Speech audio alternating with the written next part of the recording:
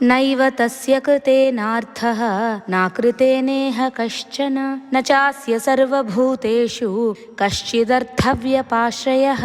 ఎవరైతే బాహ్య ప్రపంచంలో లభించే సుఖాలు నిజం కావు, నిజమైన సుఖం ఆత్మానందమే అని అనుకుంటారో అప్పుడే వారికి విముక్తి. అప్పటి వరకు విద్యుక్త కర్మలు, ఇతరులకు ఉపయోగించే కర్మలు, నిష్కామ కర్మలు చేయాల్సిందే. ఆ కారణం చేతనే కృష్ణుడు అర్జునుడితో ఇలా అన్నాడు, అర్జున, ఆత్మారాములు కర్మ చేసినా కర్మ చేయకపోయినా వారికి వచ్చే లాభం కానీ జరిగే నష్టం కానీ ఏమీ లేదయ్యా. వారు పూర్ణ కాములు, అన్ని కోరికలు తీరినవారు. కోరడానికి, ఆ కోరికలు తీరడానికి వారికి ఏమీ మిగలలేదు. వారు కర్మలు చేయకపోయినా నష్టం లేదు.